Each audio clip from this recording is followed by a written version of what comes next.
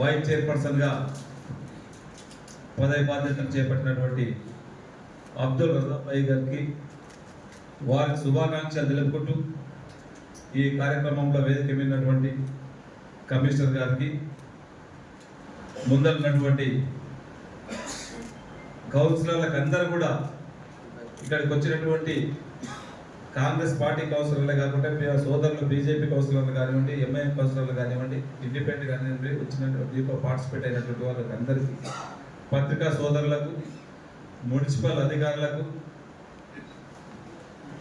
Congress party కుటుంబ సభ్యులకు అందరూ కూడా నమస్కారాలు తెలుపుకుంటూ మొట్టమొదటిగా తాండూరు పట్టణ ప్రజలకు గతంలో ఎన్నడూ లేని విధంగా దాదాపు 20-25 సంవత్సరాల నుంచి ఎప్పుడు కూడా అంగే ఇచ్చుకుంటూ అలరెన్స్తోని చైర్మన్గా ఎన్నుకోవడం, ఈరోజు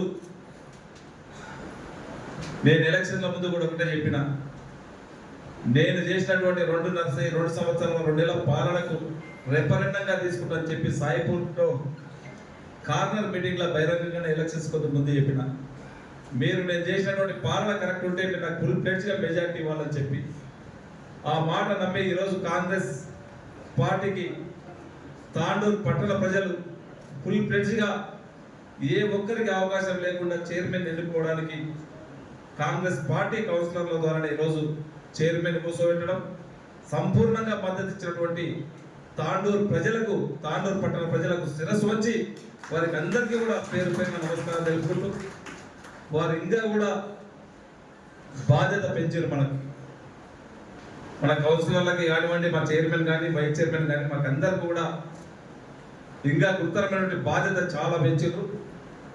మనకి ఈరోజు తాండూరు ప్రజలు ఏ విధంగా అయితే తీర్పిచ్చిండ్రో తప్పకుండా వారికి తగ్గట్టుగా ఈరోజు తాండూరు డెవలప్మెంట్లో మార్పు దిశగా ఉంటుందని చెప్పినాం.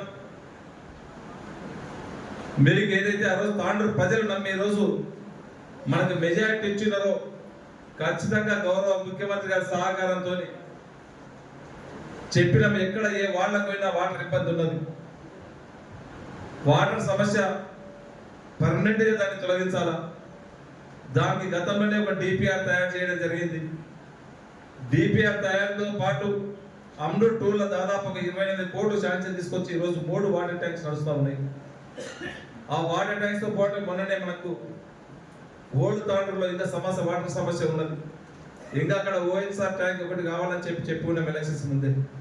ఖచ్చితంగా అక్కడ ఓఎన్ఆర్ ట్యాంక్ ఇచ్చుకుంటూ కాగ్నా నుంచి ఇప్పుడే గౌరవ పెద్దలు చెప్పారు వారి అనుభవాన్ని అంత వారు కూడా మున్సిపల్ చైర్మన్గా చేసింది. గతంలో కాగ్నా వారి నీళ్ళు వచ్చినప్పుడే తాండూరు ప్రజలు నీటి కొరత లేకుండా తాగిండ్రు. పక్కనే ఉన్నటువంటి కాగ్నా వారిని విడిచిపెట్టి శ్రీశైలం నుంచి ఈరోజు మనకు మిషన్ భగీరథ ద్వారా నీళ్ళు వస్తున్నాయి చూస్తున్నాం. దాంట్లో ఎక్కడ ఇబ్బంది జరిగినా, శారదాలో ఈరోజు ఒక పంపు పేలైనా, జాపంపల్లిలో కొద్దిగా పంపు ఇబ్బంది అయినా 4 రోజులు 5 రోజులు వాటర్ సమస్య ఉన్నది. ఈ విధంగా వద్దు, ఇక్కడ పక్కనే మళ్ళీ మన కాగ్నా వాటర్ రాగాలని చెప్పి ముఖ్యమంత్రి గారు కూడా ఇంతకు ముందే చెప్పడం జరిగింది.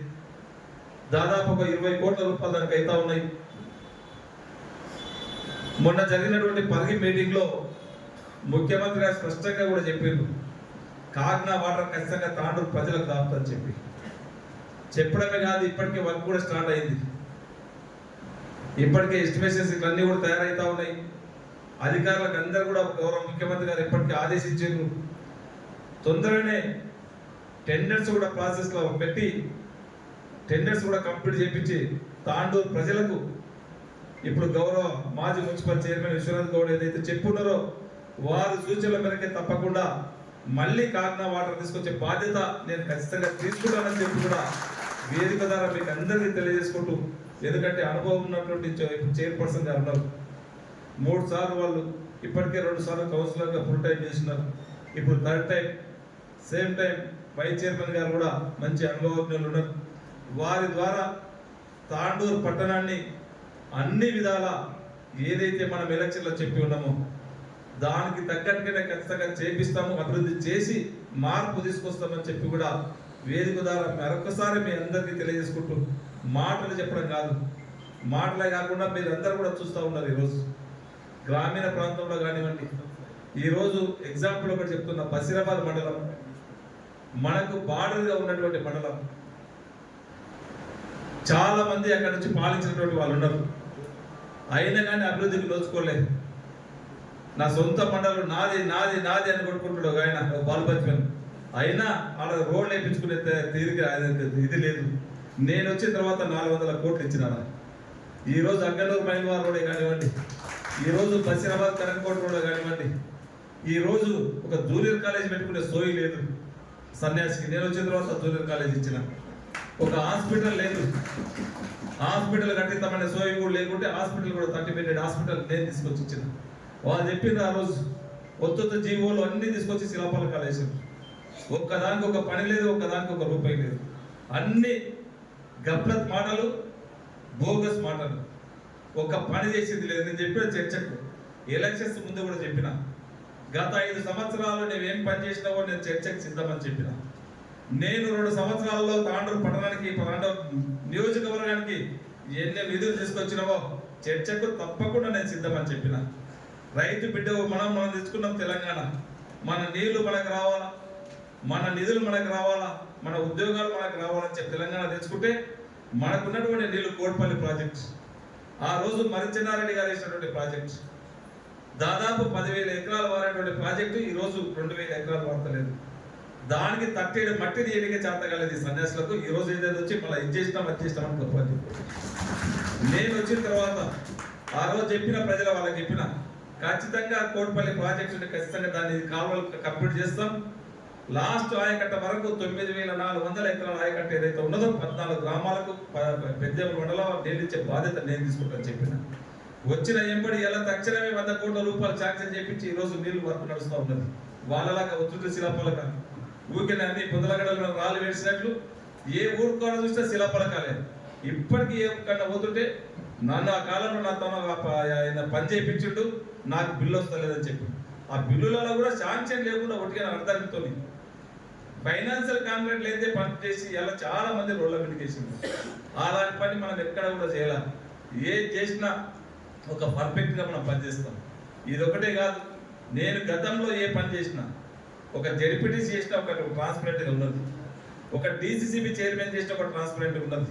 ఈయన గంట కరోనా అడ్డం వచ్చింది ఏమనంటే అదే కరోనాలో నేను కూడా డీసీసీబీ చైర్మన్ చేసిన. నేను ప్రమాణ స్వీకారం చేసిన 20 రోజుల్లో కరోనా వచ్చింది. నేను చేసిన 3.5 సంవత్సరాల్లో నేను చేసిన 2 సంవత్సరాలు కరోనానే ఉన్నది, సంవత్సరంన్నర. 600 కోట్ల రూపాయలు ఆ రోజు వీక్ బ్యాంక్, ఆ రోజు డీసీబీ బ్యాంక్ ఉండే నేను ప్రమాణ స్వీకారం చేసినప్పుడు, నేను బాధ్యత తీసుకున్నప్పుడు. ఆ 3 సంవత్సరాల కాలంలోనే దాదాపు 2,000 కోట్లకు వీక్ బ్యాంక్ పోయి ఇవాళ తెలంగాణలోనే హైదరాబాద్ రంగారెడ్డి డీసీబీ బ్యాంక్ అంటే ఒక నెంబర్ 1 బ్యాంక్ తీసుకొచ్చి 2,000 కోట్లకు టర్న్ ఓవర్ తీసుకొచ్చింది. చిత్తశుద్ధి అంటే గది ఉండాలి. నేను డెవలప్మెంట్ చేయడానికి కరోనా అడ్డం వచ్చిందంట. ఈయన సొంత పనులు చేయడానికి కరోనా అడ్డం రాలేదు, కానీ తాండూరు ప్రజల డెవలప్మెంట్ చేయడానికి ఏమనంటే కరోనా అడ్డం వచ్చింది. నాకు కూడా కరోనా రాలేదు, నాకు ఒక తపన ఉన్నది.